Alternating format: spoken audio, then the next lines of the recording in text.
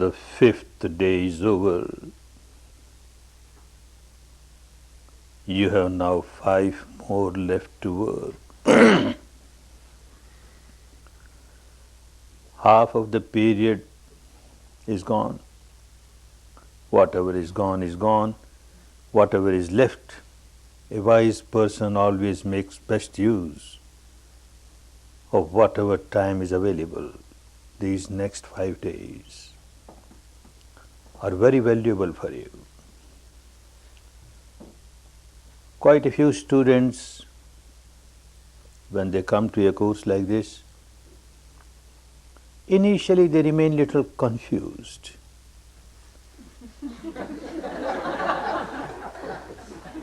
Because always one has some concept of meditation. Meditation should be like this, verbalization, visualization, imagination, contemplation. And look, nothing is there. We are just asked to observe respiration, now this sensation. What we are doing? Some confusion is there. But one day after the other, partly by listening to these evening talks, Dhamma talks, partly you are questioning the assistant teachers and their answers,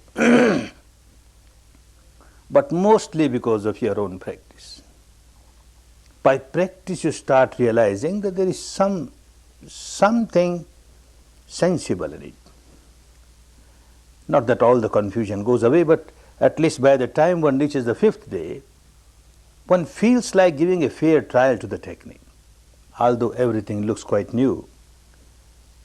We have never heard a meditation of this type, but let us give a fair trial and let us work.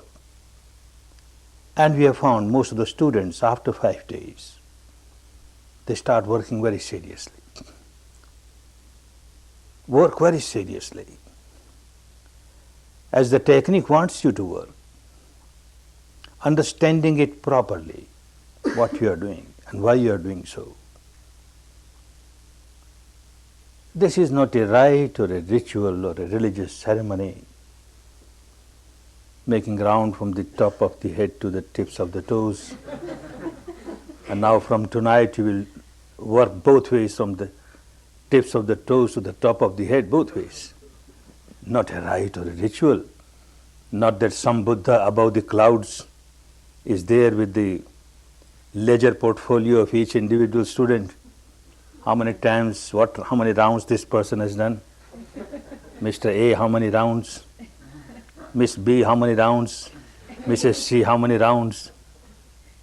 More the round, the bigger the gate is open. Nothing like that. Nothing like that. There is nobody to open the gates for you. You have to open your own gates. You have to knock at the door, and the door will get open for you. Knock at the door of the kingdom of heaven within, the Brahmanic plane within, the Nibbanic truth within. Each individual has to work. The purpose of moving from head to feet and feet to head is to develop your faculty of awareness. Not just awareness of the reality at the surface level of the mind, in which you remain involved at every sense door. A reality at the deeper level of the mind. When you start working with the sensations on the body, you start moving to the deeper levels of your mind, the so-called unconscious mind, which is actually never unconscious. It is always conscious of the sensations on the body, and it keeps on reacting to the sensations. If it finds a sensation pleasant, then it reacts with clinging, craving. If it finds a sensation unpleasant, then aversion, hatred. This has become a habit pattern of the deepest level of the mind. It always remains a prisoner of it, a blind habit pattern. Whatever one understands at the surface level of the mind carry no meaning for this deepest layer of the mind. At the intellectual level, one understands that I should not generate negativity, Every negativity goes against my own peace, my own harmony. It is no good. But all that understanding of the intellect does not help this deepest level of the mind. There is a big barrier between the two. Now this technique helps you to break that barrier. Whatever was being felt by the deepest level of the mind, pleasant sensation, unpleasant sensation, is now felt by the entire mind. The whole mind is now awakened to the reality of the body sensations. And whatever was understood by the surface level of the mind, don't react with negativity, now it is getting understood by the deeper level of the mind. The barrier is getting broken. It is for this purpose. There were many techniques prevailing in India 25 centuries back, and one who became Buddha, before becoming Buddha, he gave trial to nearly all of them. Many of them had their own good qualities, they gave benefit, but then he found that the roots of the impurities which are lying at the deepest level of the mind are not even touched. To take them out is far away. He called them Anushaya Klesha. Klesha means impurities, Kilesha means misery. Anushaya means sleeping misery, sleeping impurities. They are like sleeping volcanoes. The roots are there and they keep growing. And in time there will be a volcanic eruption and one gets overpowered, overwhelmed. One is not liberated. He realized that unless these roots are taken out totally, I don't call myself a liberated person. And he discovered this. Work with the body sensations. You started with respiration because respiration takes you progressively towards the awareness of the body sensation. Body sensation is so important. And as you proceed on the path, it will become clearer and clearer why these body sensations. You are training the deeper level of your mind not to react. And it never reacts to outside object. The deeper level of the mind has nothing to do what you heard or what you have seen or what you have smelt or what you have tasted or what you have touched or what you have thought, nothing doing. This deepest layer of the mind is constantly in touch with the body sensation. Of course, with all these outside objects, when they come in contact with the sense doors, they create a sensation because this part of the mind, when it gives evaluation, good, bad, that kind of sensation starts in the body. This mind, the deepest level of the mind, only feels body sensations, experiences body sensations, and keeps on reacting day and night. How to change the behavior pattern of the deepest level of the mind. The whole exercise is for this purpose, to change the behavior pattern of the root level of the mind.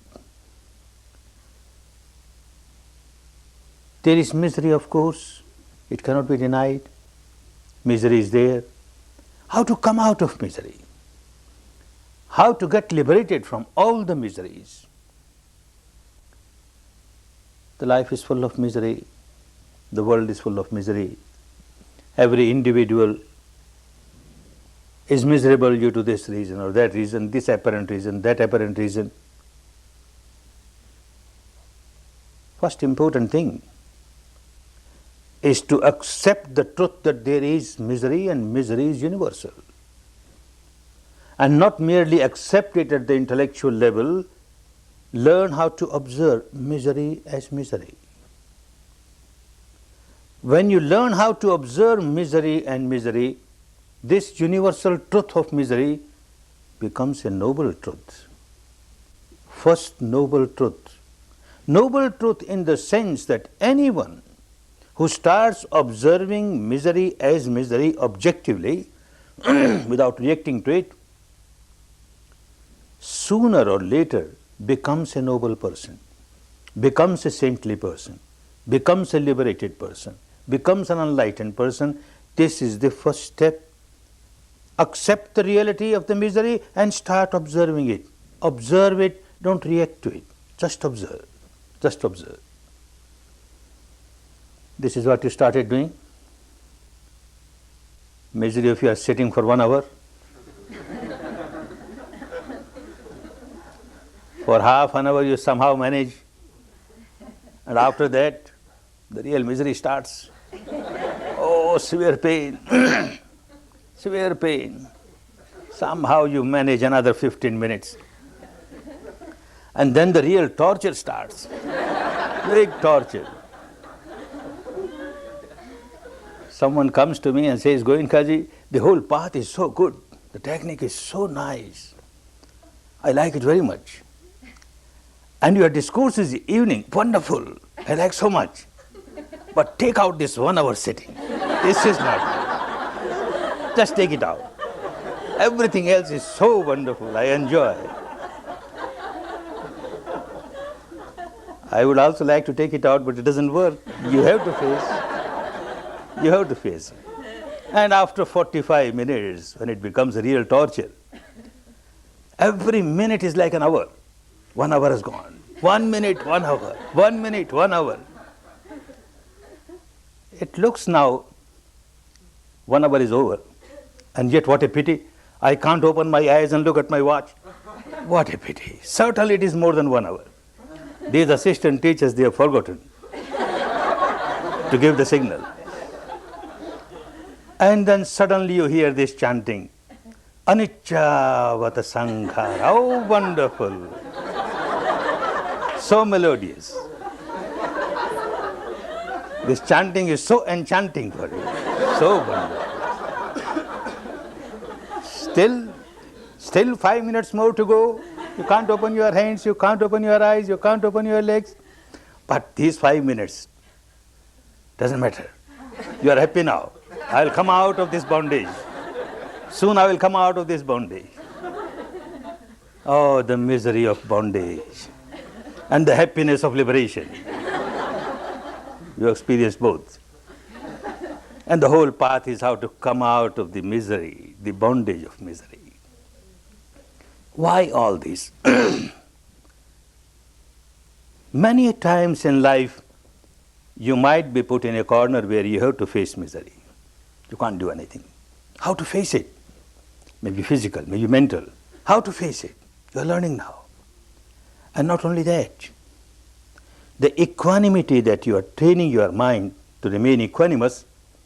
When everything is very pleasant, no pain, you say, I'm very equanimous. Look, I'm not reacting.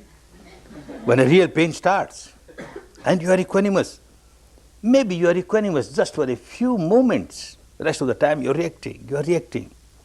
Those few moments are so strong. The equanimity is so strong. It starts cutting the root of your problem. Even though you get only few moments in that 1 hour, those few moments will turn into few seconds. They will turn into few minutes. And it happens. Sometimes a student comes and tells me, I now started enjoying my pain. Yes, you start enjoying your pain because you stopped reacting to the pain. The pain was physical pain, and you multiplied it by making it a mental pain. If the mental part goes away and there is a physical pain, and you just observe it, it has become half. Then it will become quarter. It will become less, less, less. You start coming out of it. You have to learn how to observe your pain. Now the pain is so intense, it starts overpowering you. This had been the old habit pattern. You observe as you reach this area, say severe pain here. Like a doctor comes and examines. Doctor has no pain, he just examines. Where there is more pain, where less pain. You also examine like this. Don't identify yourself with the pain.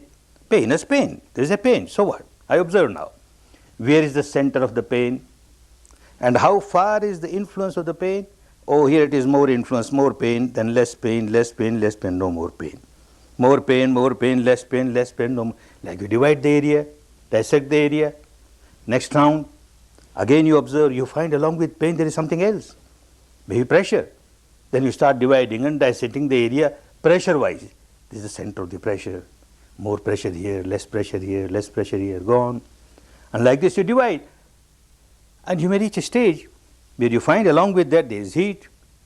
Maybe along with that there is pulsation.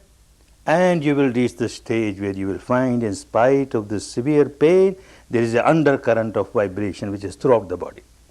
And once you reach that state, pain is no pain for you. It cannot overpower you. Don't expect this to happen tomorrow morning.